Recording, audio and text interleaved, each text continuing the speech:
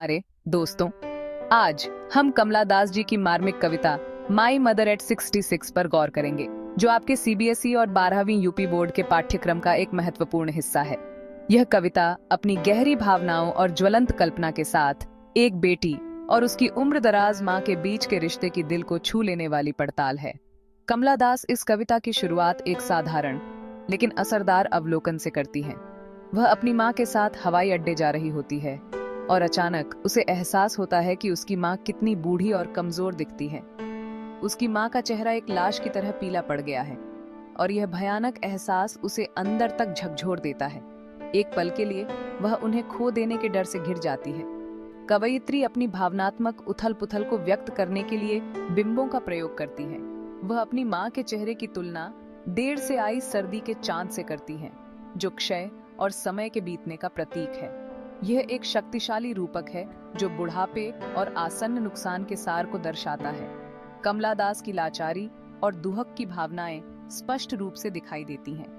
वह अपने बचपन के बारे में सोचती है, एक ऐसा समय जब जीवन सरल था और उसकी माँ मजबूत और जीवंत थीं। अतीत और वर्तमान के बीच का यह अंतर उसके दुख को और गहरा कर देता है। यह केवल उसकी माँ के बूढ़े होने के बारे में नहीं है, ये जीवन के माध्यम से उसकी अपनी यात्रा के बारे में भी है। जैसे ही वे हवाई अड्डे के पास पहुंचते हैं, कवयित्री अपनी उदासी को दूर करने की कोशिश करती है।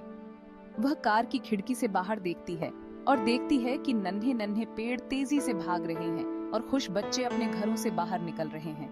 जीवन और ऊर्जा की ये छवियां उसकी माँ की कमजोरी के बिल्कुल विपरीत हैं। वे उसे याद दिलाते हैं कि जीवन चलता रहता है, चाहे उम्र बढ़ने की प्रक्रिया कितनी भी अपरिहार्य क्यों न हो। हवाई अड्डे पर जैसे ही वह अपनी माँ को अलविदा कहती है, कवयित्री का हृदय भावनाओं से भारी हो जाता है। वह एक मुस्कान के साथ अपने दर्द को छिपाने की कोशिश करती है, लेकिन अपनी माँ को खोने का डर बना रहता है। ये अंतिम दृश्य जीवन की नश्वरता और कवयित्री और उसकी माँ के बीच के गहरे बंधन की मार्मिक याद दिलाता है। माई मदर एट 66 महज एक कविता से कहीं बढ़कर है।